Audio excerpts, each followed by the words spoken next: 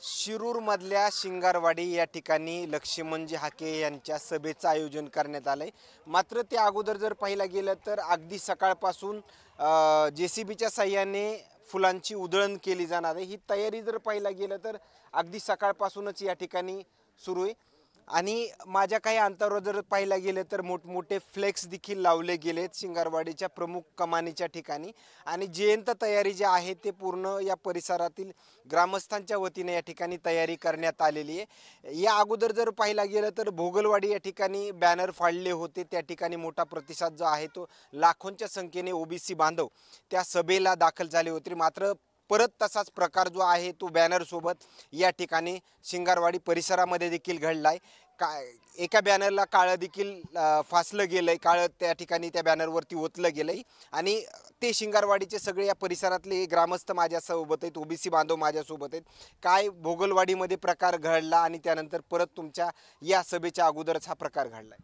हे जाणून बुजून करतात, पण आम्हालाही ते करता येते, OBC बांधवालाही करता येतं। ते जी त्यांची अवकात दाखवतात ते त्यांची लायकी दाखवतात। आम्ही तसं आम्ही आमची लायकी दाखवणार नाही त्यांच्यासारखी, आम्ही आमच्या ह्यानेच करणार आहेत। म्हणजे जे संविधानाच्या मार्गानेच हे संविधानिक मार्गानेच आम्ही राहणार आहेत। ते त्यांची अवकात दाखवतात, लायकी दाखवतात। ते काय बोलतात त्यांच्यापेक्षा आम्ही जास्त बोलू शकतो।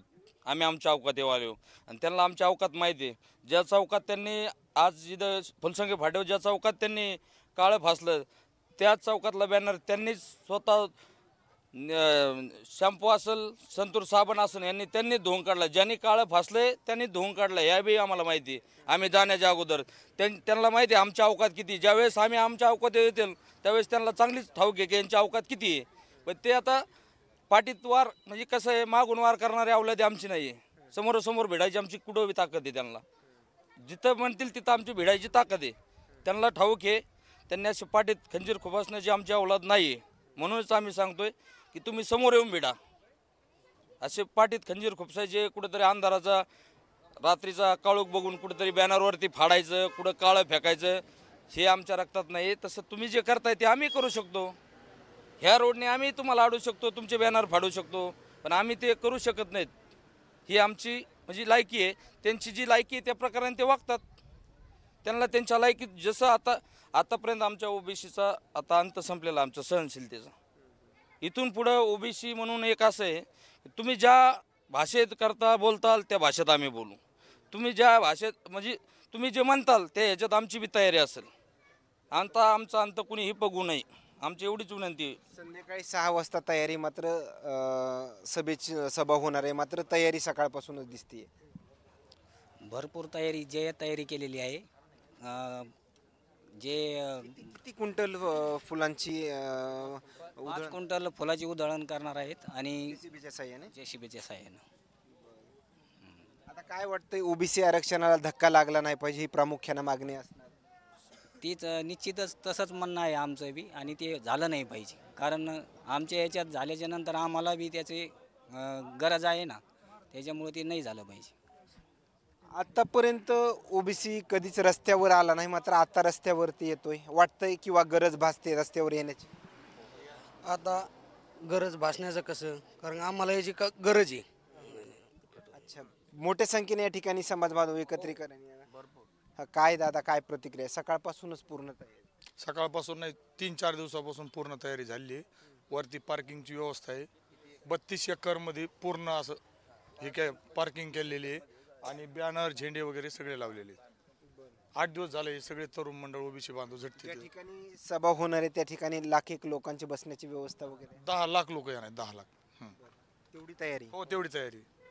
काय आगाऊ सर, खरं पाहिलं तर कार बॅनरला काळं फासलं, काळं ओतलं गेलं, त्यानंतर तुम्ही या ठिकाणी आलात, काय नेमकं परिस्थिती होती?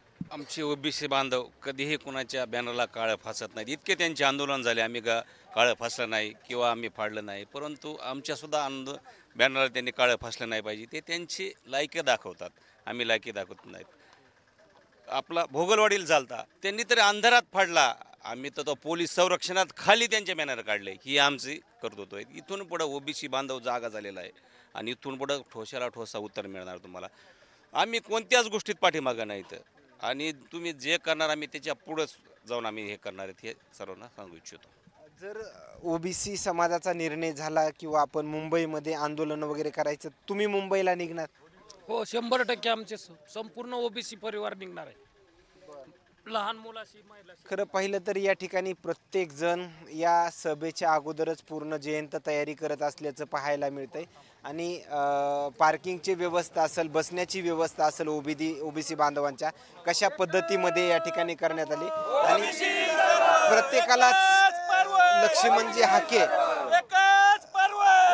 हाके यांच्या आगमना अगोदरच सगळ्यांचे चेहरे जे आहेत ते एकदम प्रसन्नता दिसत आहेत.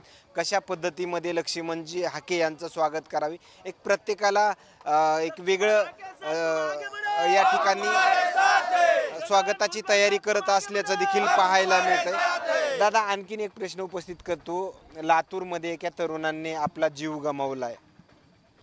माझी एवढीच सरकारला या आपल्या सूर्योदयच्या माध्यमातून विनंती आहे, तुम्ही ज्या प्रकारे मराठा समाजाच्या तरुणाची कुठली आरक्षणाच्या माध्यमातून म्हणजे आत्महत्या झाल्यात, त्याला जसं शासनाने तुम्ही मदत केली, तात्काळ तुम्ही 8 दिवसाच्या आतमध्ये आमच्या समाज बांधवाला मदत केली पाहिजे. आणि आमच्या ही आता भावना तीव्र भावना झालेल्या आहेत. आमच्या भावनाचाही तुम्ही विचार करावा शासनाने, अन्यथा आमच्या आणि किती तरुण काय करतील हे आम्हालाही सांगता येणार नाही. शेवटी कुठंतरी प्रत्येक समाजातल्या तरुणाला वाटतंय हे आपले कुठंतरी गदा यायला लागलाय, आपलं आरक्षण चाललंय, हे प्रत्येक समाजाची भावना आहे. आणि समाजाला कळतंय 100% सरकार मराठ्याला काय देतंय किंवा आमचं काय हे करतंय आम्हाला माहीत नाही. पण त्यांनी ज्या पद्धतीने आजचं तरी चाललंय कुणबी प्रमाणपत्र काढायचं, हे सपशेल चुकीचं आहे सरकारचं. सरकारने याच्यावर त्वरित थांबावे.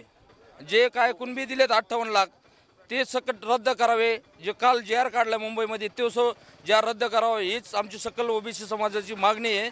सरकारने ह्याचा विचार करावा आणि अन्यथा सरकारला ह्याचं 100% येणाऱ्या प्रत्येक इलेक्शनमध्ये याला आम्ही सडेतोड उत्तर देणार आहेत. सरकारला ह्याचे भोगावंच लागेल. हे तुम्ही जे सरकारने आम्हाला ओबीसीला झुलत ठेवायचं, फसवायचं, इकडे सांगायचं तुमचं आम्ही काही काढणार नाही, तिकडे सांगायचं तुम्हाला ओबीसी दिलं, हे जे डाव चाललाय सरकारच्या माध्यमातून, सरकारला 100% याचं येणाऱ्या आपल्या स्थानिक स्वराज्य संस्थाचे जे इलेक्शन आहेत त्या इलेक्शनमध्ये 100% या भारतीय जनता पार्टीला हे भोगावं लागेल. या ठिकाणी पाहिलं गेलं तर या येत असलेल्या प्रतिक्रिया काय सांगून जातात हे नक्कीच समजलं असेल. कॅमेरामॅन सोबत सूर्य जुंबडिया, शिरूर.